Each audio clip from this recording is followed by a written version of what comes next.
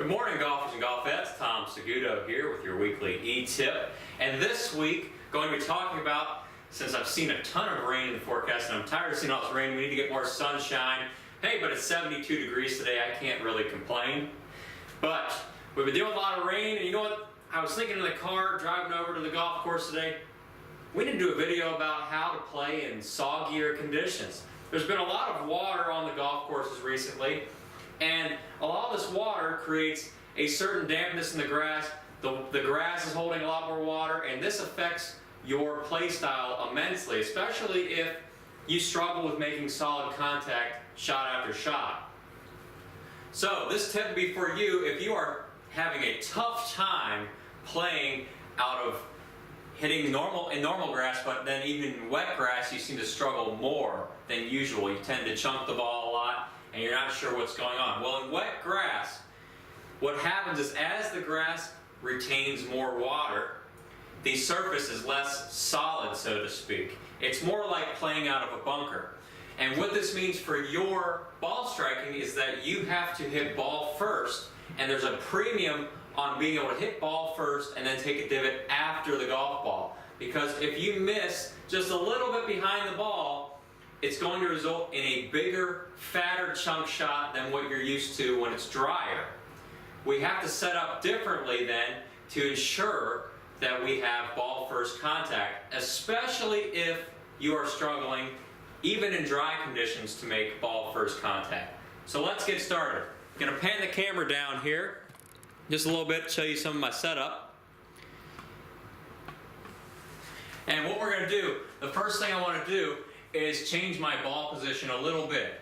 And this is especially for wet conditions. We need to make sure that we hit ball first. I'm going to say this a million times, but chunking the ball in wet conditions gets the ball nowhere. And that's even worse than if you were to at least roll it 150 yards with a low shot. So, got a handy dandy Pro V1 right here, dropping it on the ground, paying you down a little bit more. There's my ball.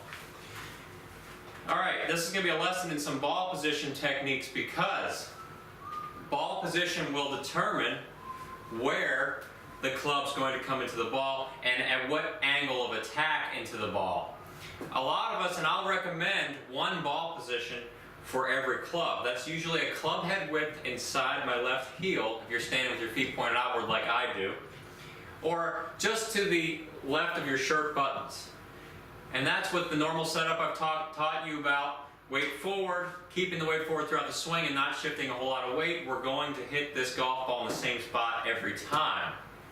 Alright, this is great, but if you're struggling with this and you're in wet conditions, you need to hit ball first. So we need to move this ball position around in order for us to strike ball first more frequently. So let's just talk about this for a little bit. If you recall, we set up with this one ball position for every club because that's where I want the club to enter the ground every time. Well, in wet conditions, there's a premium on this. We need to make sure we hit ball first, limit the amount of chunk shots. So, in order to do this, I'm going to move the ball position back in my stance, perhaps an inch. Not too much, just a little bit. And what this does is I'm still going to set up the same. You know, I'm planning to hit the ball where it was, right here in front of this ball. So what happens is as the club's coming down to the ball, the club is going to strike a little bit more of the ball first than usual, and then it's going to go into the ground maybe an inch in front of the ball here. So it results in more exaggerated ball first contact. Okay? So we're moving the ball position back an inch. Just an inch, not a foot. We're not going back all the way over here. That's too much. You start thinning and topping the ball. Just an inch back where you normally play, about middle of your stance. Okay? Now, I'm going to pan up for a second so you can see something else. This will work for you if your impact position is standard and good, where the hands are ahead of the golf ball. I still would love to see you get into this position with every club, because if you are one of those people who flips like this through the shot, you're going to have 3 different points or a million different points of contact, fat, thin, clean, because it's impossible to coordinate this motion through the impact zone and find the same spot every time.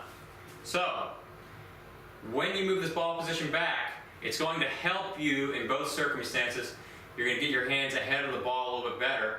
And even if you're a flipper like this, you'll still do a little bit better in wet conditions because you're still going to catch the ball just as you're about to flip it. Now, I'm not saying keep flipping. I'm trying to say don't ever flip again, but if you are flipping and it's wet out, this is a great way for you to help manage some of those symptoms. Okay, so you're playing in wet conditions, move the ball back an inch in your stance, encourage ball first contact, and you'll have some better shots out there where you're not just chunking it around the course. It's going to be cleaner and you'll be more manageable in those situations. So Tom Saguto here, PGA member and founder of SagutoGolf, helping you to make the most out of the game you love. Have an awesome week.